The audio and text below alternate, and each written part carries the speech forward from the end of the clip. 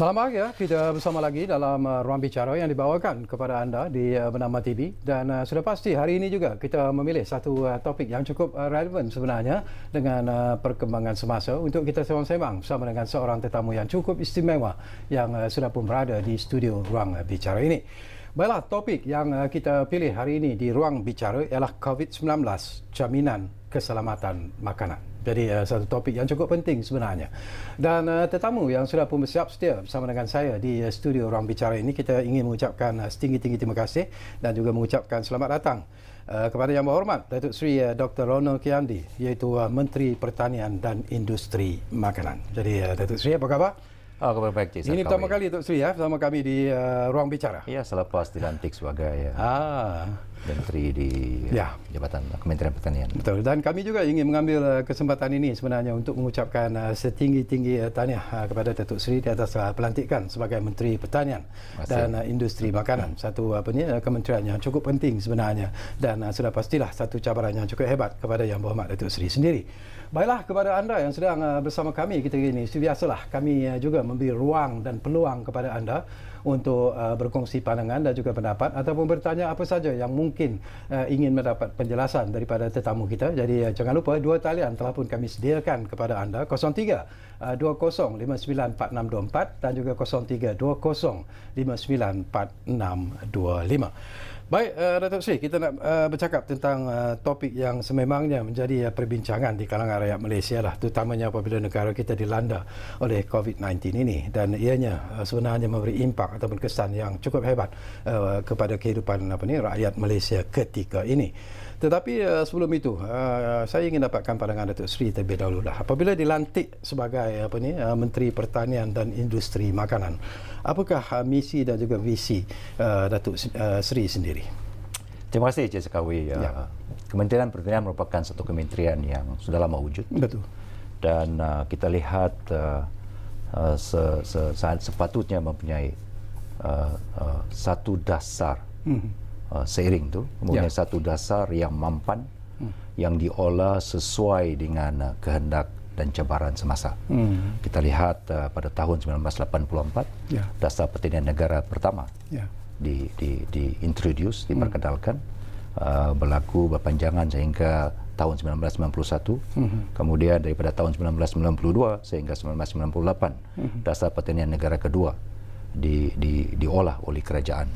Kemudian selepas itu dasar pertanian negara ketiga bermula daripada tahun 1998 sehingga tahun 2010. 2011 dimulakan dengan satu dasar yang dipanggil sebagai dasar agro makanan negara. Dan ianya berlanjutan sehingga tahun 2020. Dan bermula daripada tahun 2021 sedang diolah sekarang ini adalah dasar agro makanan 2.0.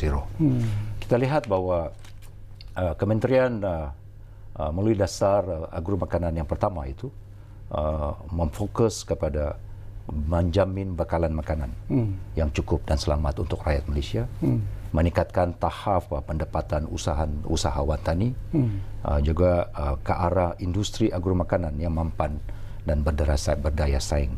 Dan 7 hala 7 yang diolah ketika itu untuk membentuk agro makanan, dasar agro makanan yang pertama, iaitu menjamin bekalan makanan negara, meningkatkan sumbangan industri agro makanan, melengkapkan rantaian nilai, memperkasakan modal insan, memperkasakan aktiviti research and development, inovasi dan juga kepenggunaan teknologi, mewujudkan persekitaran perniagaan yang diterajui oleh sektor swasta, memperkukuhkan sistem penyampaian perkhidmatan.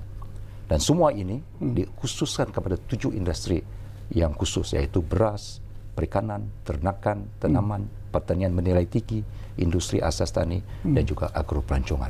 Itu merupakan asas yang diwujudkan, dipegang oleh kementerian ini dalam dasar agro makanan yang pertama.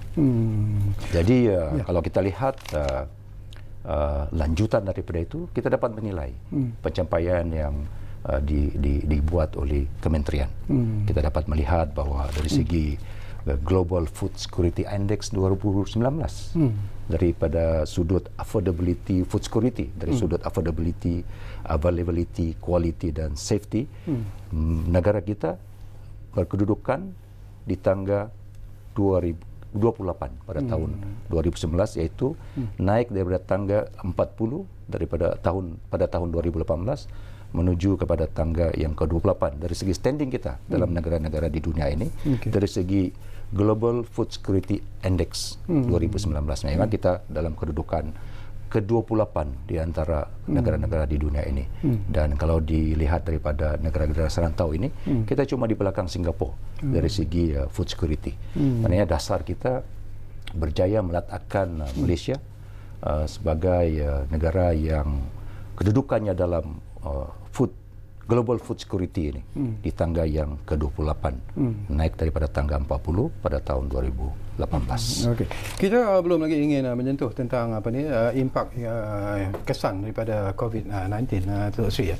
Tetapi saya tertarik hati bila Datuk Seri melihat ataupun menerangkan tadi tentang apa yang ingin dicapai sebenarnya bila kita bercakap tentang pertanian dan juga industri makanan itu sendiri. Tetapi ramai juga yang bertanya sebenarnya, Datuk Seri, apakah masanya mungkin sudah sampai di mana kita harus mengubah pendekatan kita sebenarnya dalam memajukan baik daripada sektor pertanian maupun industri makanan itu. Banyak yang bercakap tentang memodernkan industri pertanian, memodernkan industri makanan itu sendiri. Jadi apakah Kementerian Pertanian dan Industri Makanan sebenarnya sedang menuju ke arah itu? Ya, memang kalau kita lihat daripada dasar agromakanan yang pertama itu, dia ianya meletakkan Malaysia dalam tangga yang selesa dari segi rating kita.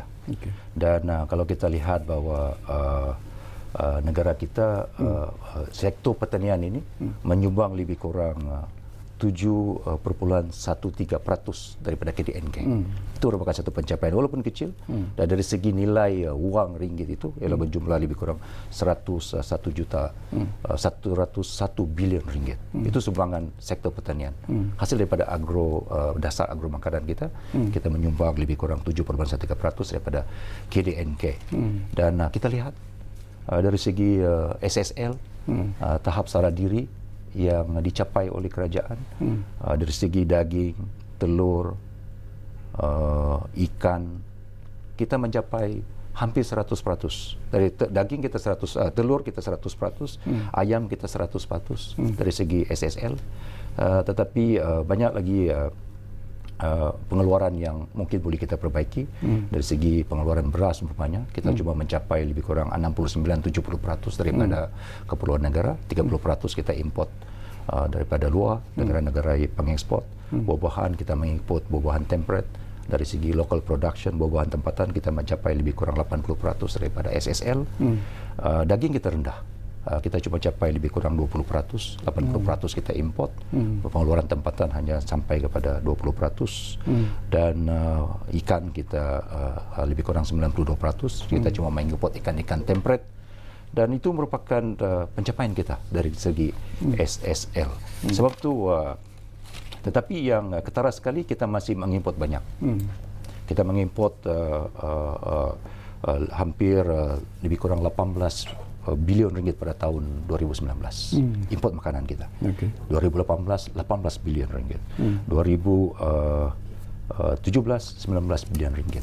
Berarti kita ada imbangan dagangan yang negatif. Walaupun kita ada dasar agro makanan yang begitu cantik, diolah sedemikian rupa, tetapi dari segi SSL ada sektor-sektor pertanian yang kita masih rendah dari segi pencapaian SSL. Dari segi imbangan dagangan kita masih negatif, kita masih mengimport lebih daripada mengekspor. Sebab tu saya katakan bahawa kalau dikatakan apakah hala tuju pendekatan baru yang perlu dilakukan kerajaan, kita mesti olah satu dasar agro makanan yang baru yang berlandaskan kepada keinginan untuk melihat sumbangan sektor pertanian dalam KDNK negara. Itu merupakan satu visi yang perlu dicapai oleh kementerian ini. Kedua, kita mesti kurangkan imbangan dagangan itu. Saya katakan tadi kita mempunyai imbangan dagangan yang negatif, mengimport lebih banyak daripada mengekspor. Jadi kalau kita olah perkara yang perlu dilaksanakan oleh kementerian adalah untuk mengimbangi imbangan dagangan yang negatif itu. Apa masalah yang sebenarnya berlaku, Datuk Seri? Kenapa berlakunya ketidakseimbangan ini? Di mana silap? Okey, kita mesti lihat apa yang menyebabkan import kita lebih banyak. Import kita adalah daripada makanan ternakan, lebih kurang 4 bilion ringgit. Negatif, maknanya mengimport lebih banyak daripada mengekspor. Makanan ternakan, bijirin dan sediaan lebih kurang 3,65 bilion ringgit. Mengimport lebih banyak daripada mengekspor. Imbangan yang berbeza itu. Sayur-sayuran temperate kita mengimport lebih kurang 3,64 bilion ringgit. Daging hampir 3 bilion ringgit. Tenusu hampir 3 bilion ringgit. Jadi ini merupakan sektor pertanian yang kita import lebih banyak daripada kita ekspor. Sebab itu kita katakan bahwa tumpuan harus diberikan kepada sektor-sektor di mana kita mengimport banyak daripada mengekspor. Okey, kita akan sambung lagi Datuk Seri, tapi saya difahamkan kita sudah pun ada pemanggil di talian sekarang ini, Encik Abdullah Osman dari Seremban Negeri Sembilan sudah pun ada di talian kita sekarang ini. Assalamualaikum Cik Abdullah. Halo. Halo Cik Abdullah. Assalamualaikum. Waalaikumsalam. Ya, silakan. Datuk, dah ada dua perkara lah Datuk. Ya, Assalamualaikum. Pertama sekali ialah tentang Datuk ada sebut tadi, yang Muhammad Datuk ada sebut, kita ekspor beras dalam 30%-nya 70% daripada negara. Kenapa tidak kita tanam padi untuk 100%? Jadi kita tidak lagi bergantung pada negara jiran untuk importkan beras. Okey. Jadi macam di Indonesia dia beras dia tidak boleh keluar daripada negara dia. Dia strict betul. Dan lagi satu tentang ikan kita masih lagi import daripada negara jiran. Mengapa kita kata tadi ada 90% ikan yang kita dapatkan sendiri? Mengapa harga ikan ni masih lagi mahal? Itu saja. Baik, terima kasih. Okey, terima kasih Encik Abdullah Osman dari Seremban Negeri Sembilan. Jadi persoalan seperti ini sebenarnya Datuk Seri akan dilontarkan oleh pemanggil-pemanggil kita. Saya setuju dengan statement kenyataan bahwa kita seharusnya mengeluarkan beras 100%. Tetapi memang itu merupakan hasrat kementerian dan juga merupakan hasrat kerajaan. Tetapi setakat ini kapasiti pengeluaran kita cuma mampu mengeluarkan lebih kurang 70% daripada keperluan negara. Kita mengimport lebih kurang 30%. Dan negara-negara yang kita import, negara Thailand, beras daripada Thailand, daripada Vietnam, daripada Myanmar, Pakistan dan India. Ini merupakan negara-negara yang kita import 30% tu. Saya melihat banyak faktor yang menyebabkan kenapa sedemikian. Faktor utama mungkin disebabkan kegagalan kita untuk mengoptimumkan penggunaan automations dan juga mechanizations dari segi penggunaan teknologi baru dalam penanam padi. Mungkin disebabkan oleh variety padi, benih padi yang tidak setanding dengan variety padi yang ditanam di Taiwan umpamanya. Di sana mereka menggunakan plot yang kecil tetapi hasil yang lebih besar. Tetapi dari segi pengeluaran benih Malaysia dengan Vietnam umpamanya, kita mungkin lebih besar, lebih bagus yieldnya, benihnya berbanding dengan Vietnam, Myanmar dan sebagainya. Tetapi tumpuan negara berkenaan hanyalah untuk menjadi pengekspor beras. Jadi tumpuan pertanian di Vietnam, di Myanmar ini merupakan tumpuan kepada pengeluaran beras 100%. Sedangkan di negara kita ni banyak komoditi yang kita tanam. Tanah kita luas tetapi kita tanam getah, kita tanam kelapa sawit. Penumpuan 70% hanya pada padi, pengeluaran padi dan untuk beras negara. Dan saya setuju bahwa kita perlu mengeluarkan ikan 100%. Kita lihat ini merupakan satu masalah yang dihadapi. Kita mempunyai industri kita menjemput pelabur asing untuk melabur dalam sektor pelbagai sektor di negara kita. Tetapi kita kurang menumpu kepada menjemput pelabur asing untuk membangunkan industri laut dalam perikanan. Kita melihat kita bina jambatan, jeti pendaratan dan sebagainya, tetapi kita lupa untuk membina industri yang berkaitan dengan perikanan, processing, canning dan sebagainya. Kita perlu mengolah satu dasar yang lebih jelas untuk perikanan laut dalam. Dan ini merupakan pendekatan-pendekatan yang akan diambil oleh kerajaan dalam tempoh masa terdekat ini untuk melihat potensi industri perikanan laut dalam untuk negara kita. Saya pasti di luar sana, di laut sana kita mempunyai potensi yang besar untuk dieksploit dari segi perikanan laut dalam. Okey, bila orang cakap tentang industri perikanan pun tadi pun Datuk Seri sentuh bahawa sebenarnya kita perlu memodernkan industri perikanan itu sendiri, kerana sekarang ini kita jauh ketinggalan jika dibandingkan dengan nelayan-nelayan daripada negara-negara lain. Tapi kita tinggalkan dulu isu itu.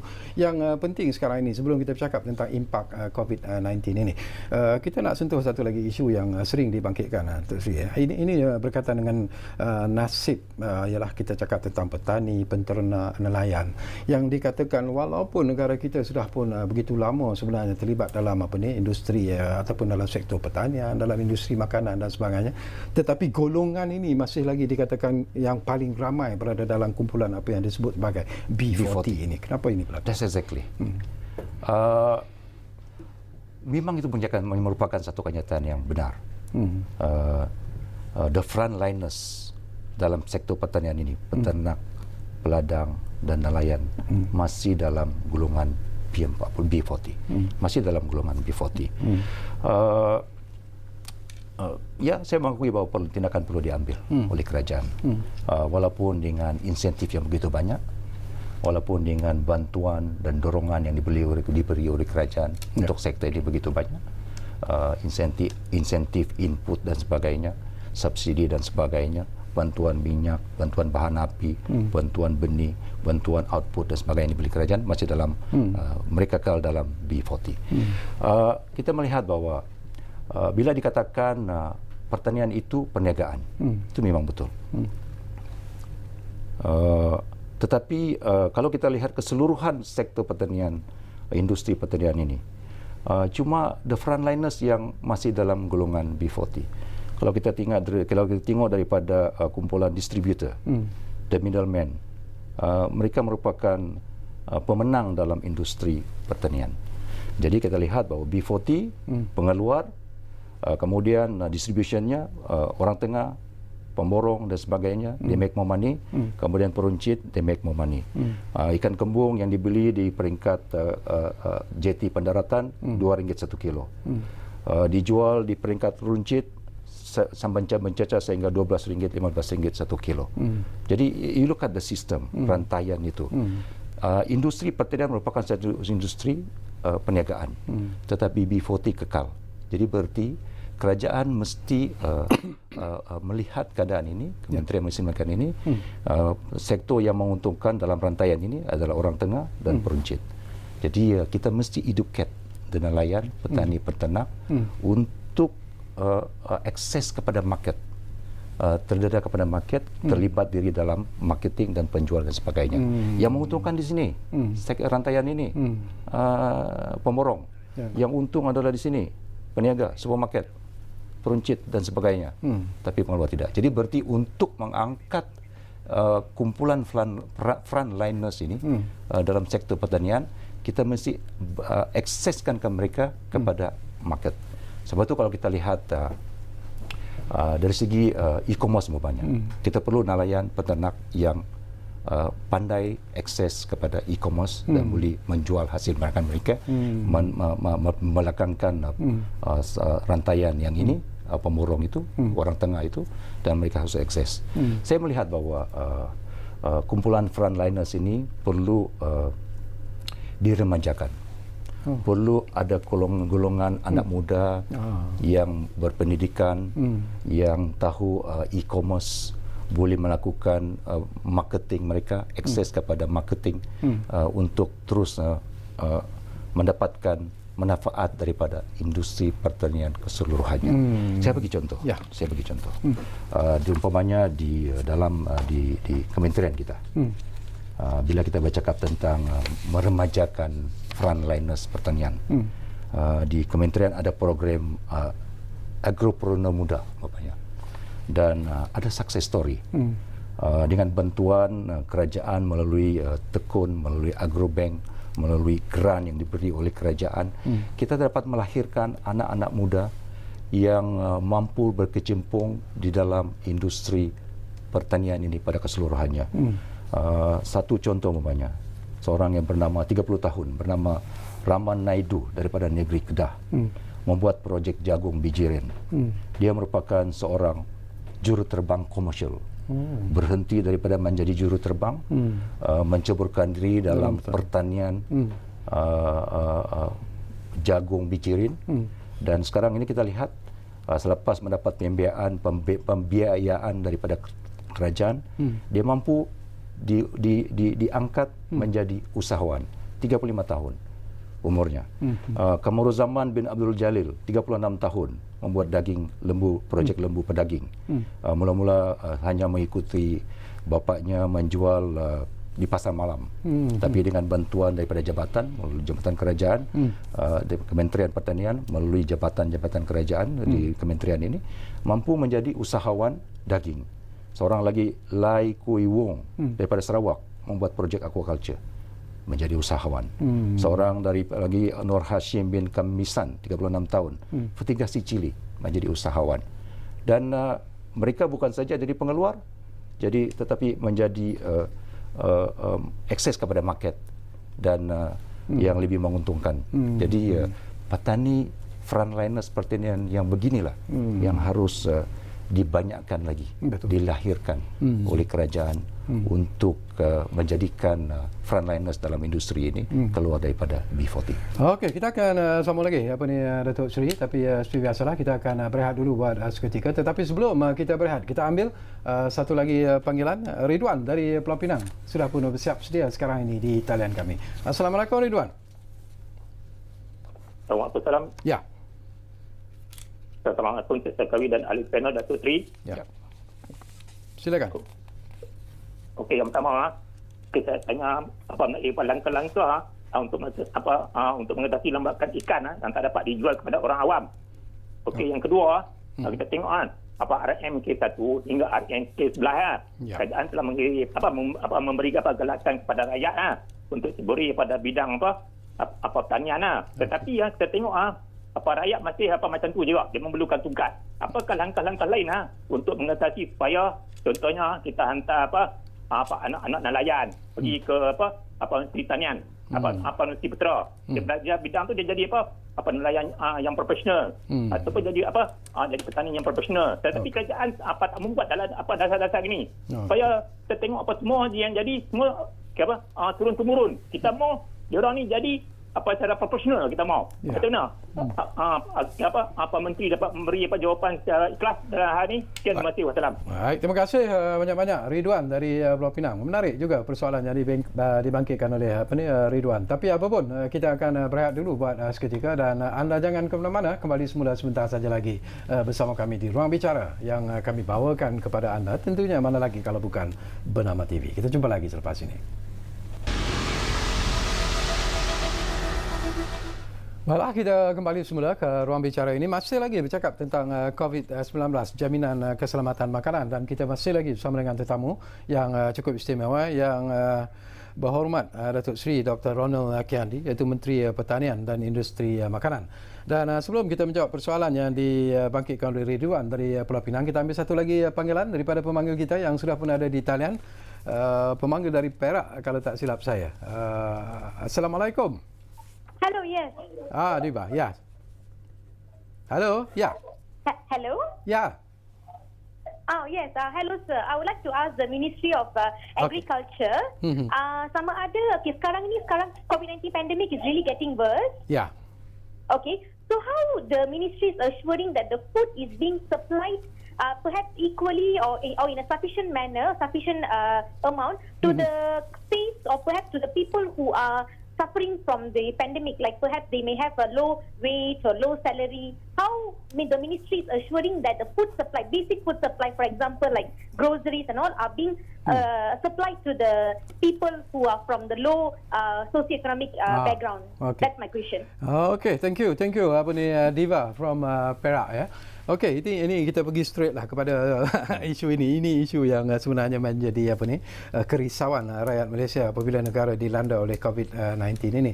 Jadi mungkin Tok Si, banyak yang bertanya di luar sana apa sebenarnya peranan yang telah pun dilakukan oleh Kementerian Pertanian dan Industri Makanan dalam usaha untuk membantu rakyat yang mungkin risau tentang jaminan keselamatan makanan. Ada tak beras yang mencukupi? Ada tak barangan-barangan yang mencukupi dalam usaha mereka menghadapi ancaman COVID-19 ini? Ini satu persoalan yang saya ingin katakan bahawa walaupun kita berhadapan dengan COVID, berhadapan dengan PKP,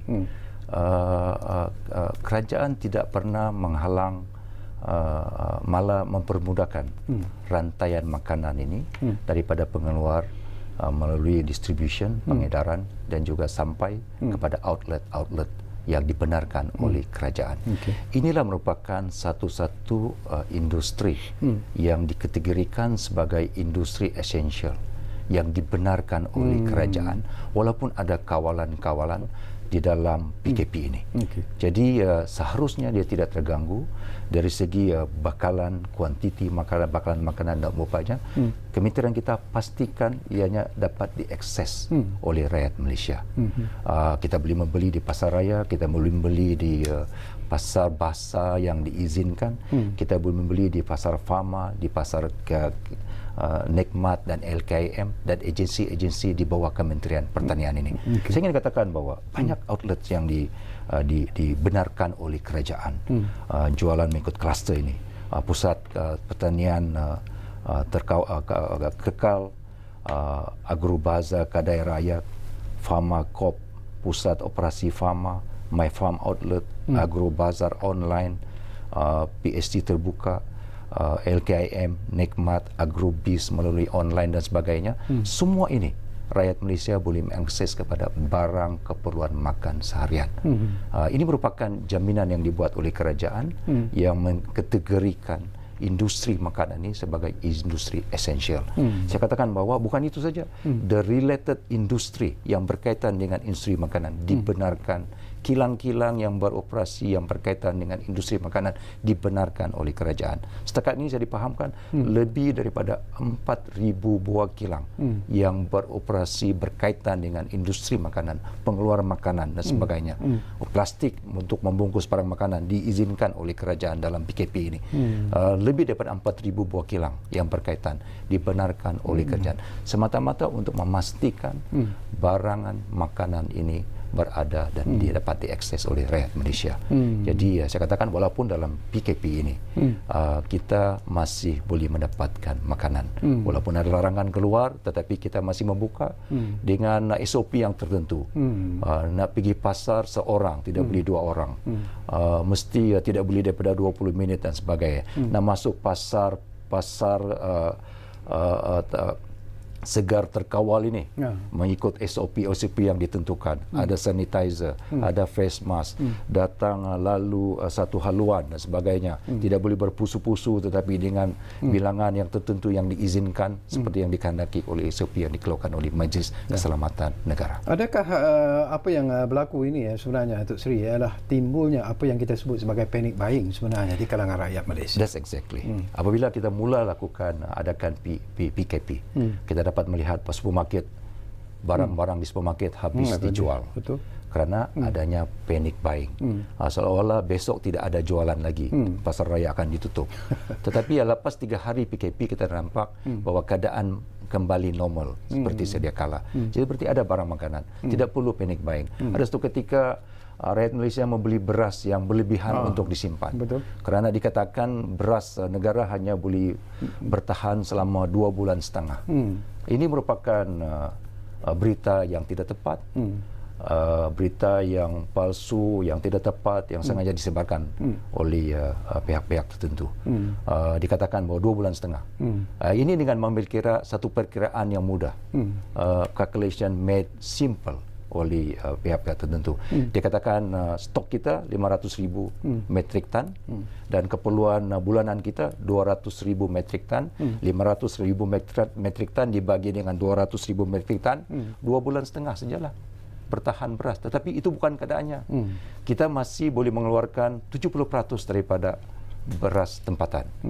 Pada bulan Mei, pada bulan April ini sehingga bulan Mei 100,000 lebih lagi metrik tan akan dikeluarkan daripada pengusaha tempatan. Dan import beras kita daripada Thailand, daripada Myanmar, daripada Vietnam tidak terganggu walaupun ada kawalan keselamatan yang diadakan di negara-negara. Tapi setuju ataupun tidak Datuk Seri ya. Ini mungkin dari pengalaman ramai rakyat Malaysia sendirilah yang mengatakan bahawa stok barangan kadang-kadang susah didapati. Ikan misalnya kalau pergi ke pasar tu dah habis dan sebagainya kerana dikatakan bahawa peraih gagal untuk membeli stok yang mencukupi dan sebagainya. Apakah ini sebenarnya berlaku? Dia merupakan masalah distribution, agihan. Ada supermarket yang kurang ikan, ada supermarket yang kurang telur kerana adanya pembelian yang berlebihan oleh pelanggan dan sebagainya. Ada supermarket yang cukup bakalan itu. Kalau kita pergi pasar tani, berlambak. Kalau kita pergi jeti pendaratan, ini merupakan antara masalah yang dilontarkan kepada kementerian. Ikan tak boleh jual, sayur tak boleh jual, lambakan sayur, lambakan ikan dan sebagainya. Jadi berarti kalau ada pasar raya, ada pasar tani yang kurang ikan, itu merupakan masalah distribution. Tetapi di pihak keselamatan dalam negeri, jawatan kuasa yang menangani COVID ini sentiasa memberitahu dan sebagainya kepada pihak-pihak yang berkuasa yang berwajib ini untuk facilitate permudahkan penghantaran lori-lori yang mengangkat ikan, mengangkat sayur, mengangkat barang makanan ini supaya ianya sampai dapat didistribute secara teratur di supermarket supaya rakyat Malaysia dapat membeli akses kepada barang makanan ini. Ya. Dulu sebelum kita dilanda oleh COVID-19, sebelum kita terikat dengan PKP, dulu ada pasar tani. Sekarang ini apa yang disebut sebagai pasar segar terkawal itu sendiri. Bagaimana Datuk Seri melihat sambutan terhadap pasar segar terkawal ini? Apakah ianya menggembirakan rakyat? Kalau sambutan diukur daripada jualan keseluruhan, PST ini sahaja. 7 hari yang lalu ianya dibuka 60 unit daripada 97 yang dijadualkan pun ketika ini sudah mencecah hampir 9 juta ringgit keseluruhan jualan daripada PST ini saja, daripada PST saja. Kalau kita lihat daripada semua agensi Kementerian Pertanian ini sudah mencecah hampir 60 juta ringgit jualan keseluruhannya. Jadi berarti kita membuka ruang kepada petani, kita membuka ruang kepada pengusaha gerai, Fama mengambil peranan, LKM mengambil peranan, Nikmat memainkan peranan untuk memastikan the frontliners in the industry, peternak, peladang dan juga nelayan ini dapat menjual hasil mereka, dapat diangkut hasil mereka dan dijual di pasar raya dan pusat-pusat jualan yang dibenarkan oleh kerajaan dalam tempoh PKP ini. Saya difahamkan juga Datuk Seri, dikatakan bahawa Kementerian Pertanian dan Industri Asasani juga akan memperkenalkan apa yang disebut sebagai e-business ataupun e-commerce sebenarnya bila kita bercakap tentang hasil-hasil pertanian dan juga industri makanan ini. Jadi apa perancangan yang dibuat oleh kementerian sebenarnya untuk menjayakan program ini ataupun projek seperti ini? Nikmat Bis dan juga agro bis yang dijual secara online sudah lama dibuat oleh Fama dan juga Nikmat.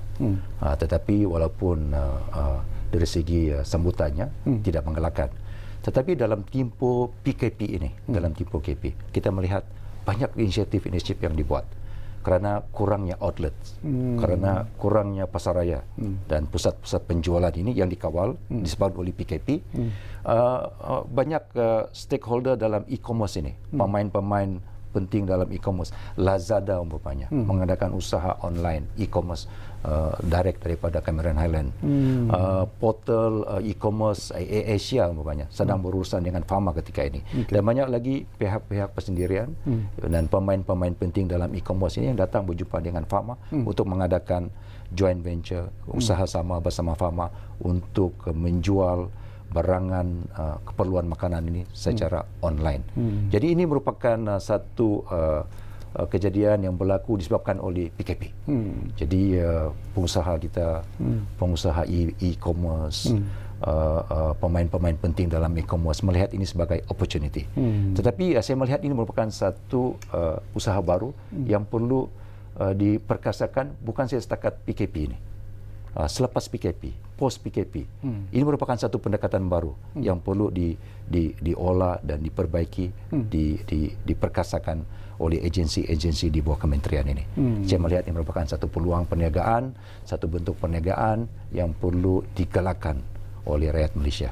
Jadi sebagai agensi di bawah kementerian ini, saya mahu mereka memainkan peranan di hadapan bersama-sama dengan pemain-pemain industri e-commerce yang established ini, supaya dapat mengolah satu bentuk perniagaan marketing yang lebih ke arah e-commerce. Baik, mungkin kita sedarlah, terutamanya yang melibatkan umat Islam lah. Tak berapa lama lagi kita akan menyambut bulan Ramadan.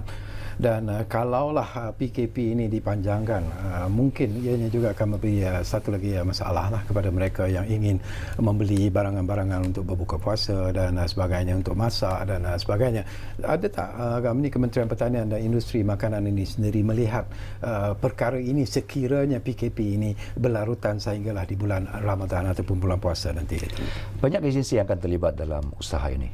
Maksudnya Bazar Ramadan umpamanya, tentu sekali akan difikir, diolah oleh Dewan Bandaraya, oleh Kementerian Kajian Tempatan. Jika ada usaha seperti ini, saya pasti bahawa agensi di bawah Kementerian Pertanian ini akan mengambil bahagian dan sebagainya. Tetapi kita mesti melihat SOP yang dikenakan, yang perlu dibuat dan sebagainya. Dan kalau dikatakan ada usaha sedemikian pada musim bulan Ramadan dan ada SOP yang ketat yang dilakukan, tentu sekali barangan makanan dari petani, nelayan juga penternak ini akan menjadi fokus utama, dan penglibatan kementerian dalam usaha itu tentu akan menjadi kenyataan. Tapi jaminan yang boleh diberikan oleh Kementerian Pertanian dan Industri Makanan sendirilah bahawasanya ketikanya sekiranya lah PKP ini dilanjutkan sehingga bulan puasa, dari segi jaminan stok makanan pertanian dan sebagainya tidak akan berkurangan. Apakah itu jaminan boleh diberikan oleh Datuk Seri kepada rakyat Malaysia? Saya berjumpa dengan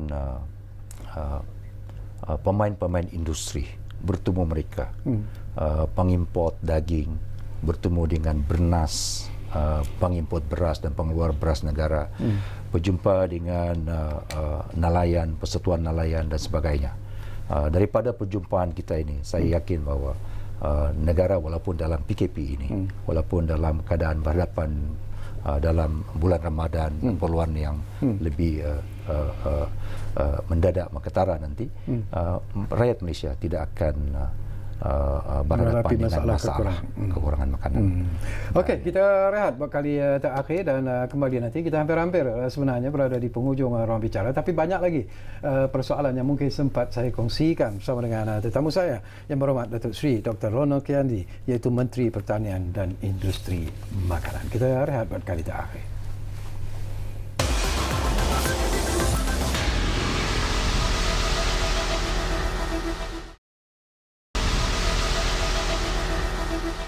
Baiklah, kami berterima kasih kerana anda masih lagi bersama kami di ruang bicara ini yang kami bawakan kepada anda di Bernama TV, dan kita masih lagi bercakap tentang COVID-19, jaminan keselamatan makanan, dan kita masih lagi bersama dengan yang berhormat Datuk Seri Dr. Ronald Kiandi, iaitu Menteri Pertanian dan Industri Makanan.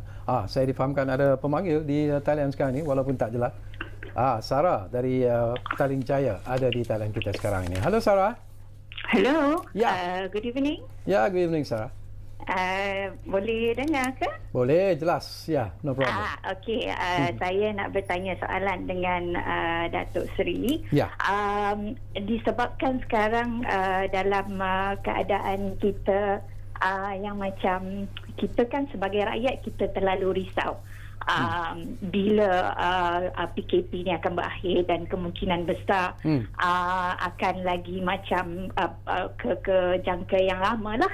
Maksudnya macam ke 3 bulan ke 6 bulan kita tak tahu. Sebab tu macam rakyat pun dah start macam panik, barang cukup ke tak cukup ke.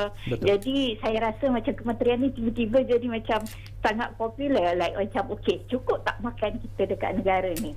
So persoalan saya, memang saya percaya kementerian memberi jaminan bahawa makanan tu adalah memang akan cukup. Ya. Cuma persoalan saya, kalau misal katakan kalau kita lanjutkan PKP ni kepada macam ke 2-3 bulan lagi, ada tak macam alternatif atau macam apa-apa yang benda yang boleh, for example lah, macam kalau kita kekurangan beras, apa alternatif kerajaan pertanian ni lah, bahagian kementerian ni untuk nak tambahkan beras kita tu. Memang kita import jugalah.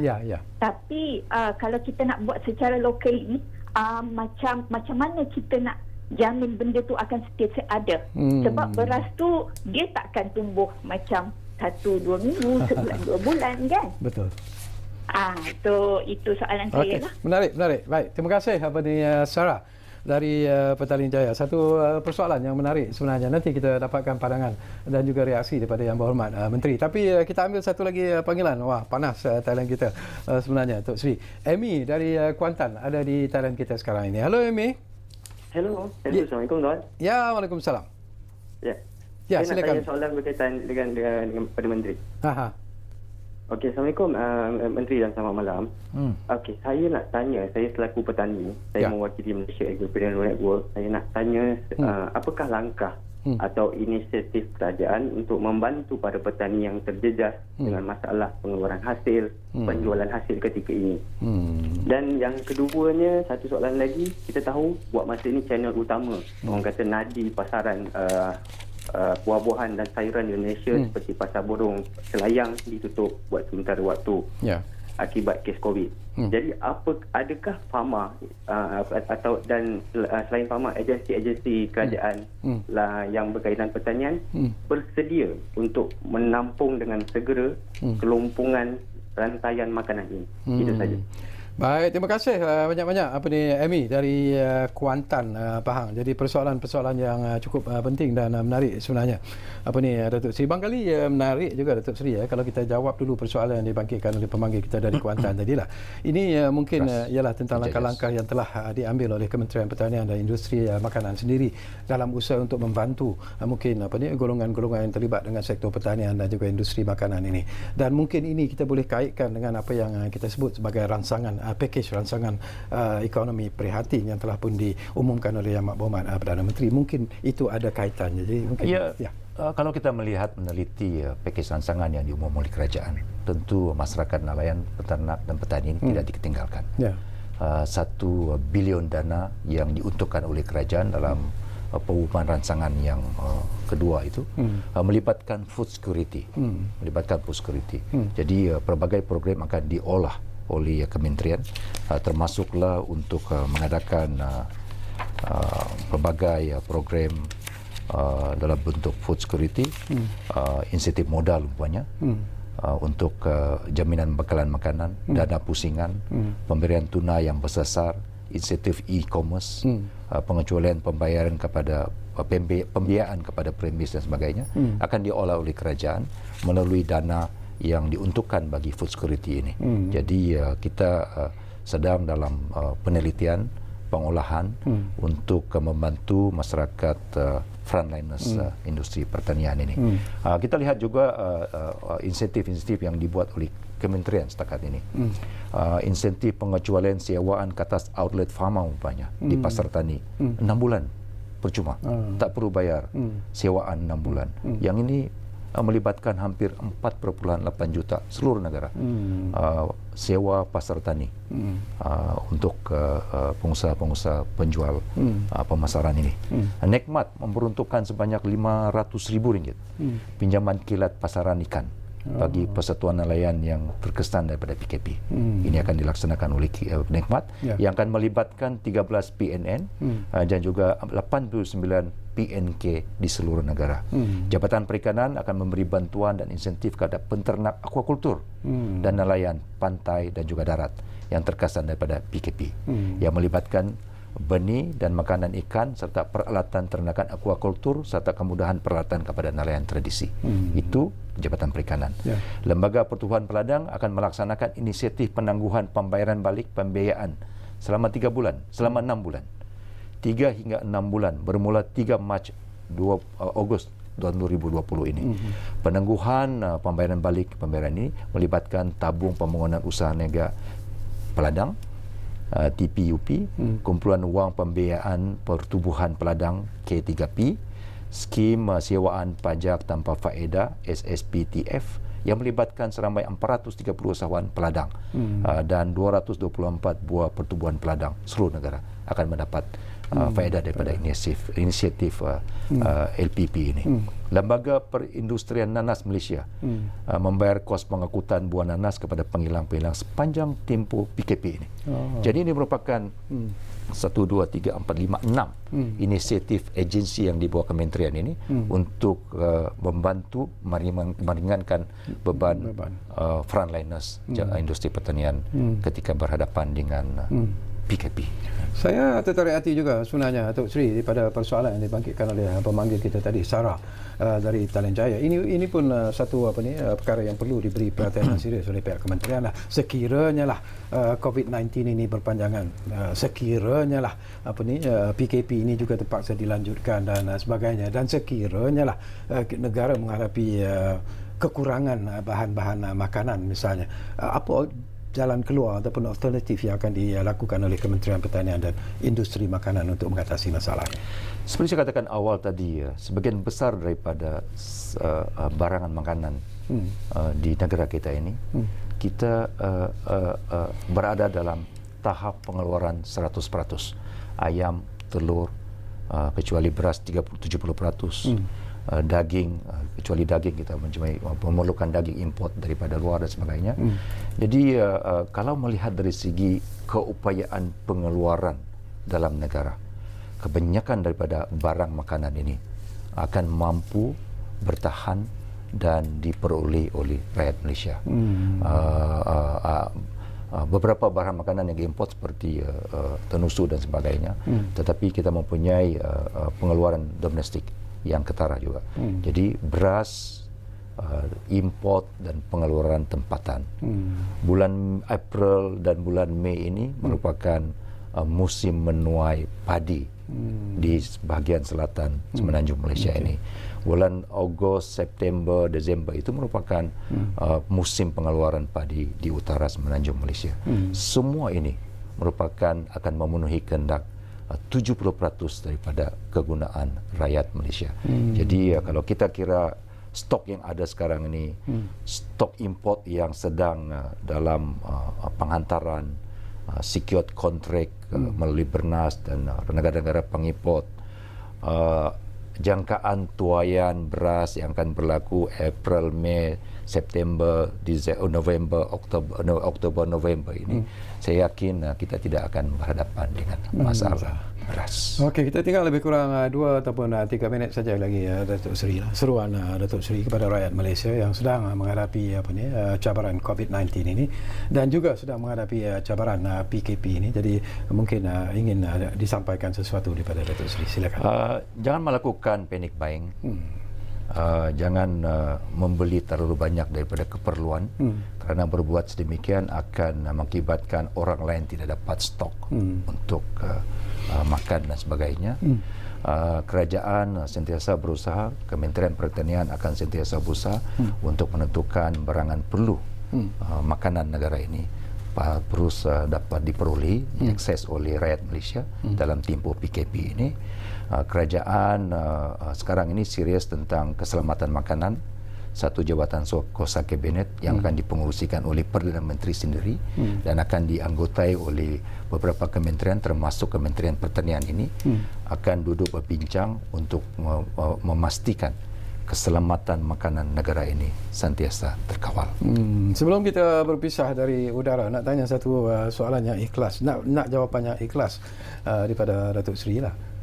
Agak-agak PKP ini akan disambung tak lagi tu? Kita tunggu pengumuman yang akan dibuat oleh Yang Amat Berhormat Perdana Menteri. Baik, terima kasih banyak-banyak kepada Datuk Seri Dr. Ronald K. Andy, iaitu Menteri Pertanian dan Industri Makanan, kerana sudi bersama kita di Ruang Bicara ini. Dan secara ikhlasnya saya cukup selesa sebenarnya sembang-sembang bersama dengan Datuk Seri. Jadi mungkin di masa-masa yang akan datang Datuk Seri, kita duduk lagi bersama di Ruang Bicara ini, kerana saya tahu banyak lagi persoalan-persoalan yang dibangkitkan oleh pemanggi-pemanggi kita yang tak sempat kita jawab. Tapi apa yang penting ialah kita menghormati apa yang sedang dilakukan oleh Kementerian Pertanian dan Industri Makanan ini dalam usaha untuk membantu rakyat menghadapi cabaran COVID-19 yang sesungguhnya lah merupakan satu cabaran yang tak pernah kita jangkakan, satu cabaran yang cukup hebat, tetapi kekuatan rakyat Malaysia dan kementerian yang sedia ada sudah pasti akan memberikan kita satu kekuatan yang luar biasa untuk kita sama-sama bangkit dan menghadapi COVID-19 ini. Terima kasih kepada anda yang menumpukan perhatian bersama kami di Ruang Bicara ini, dan insyaAllah Ruang Bicara akan terus berbicara bersama anda dari masa ke semasa. Kita jumpa lagi. Assalamualaikum.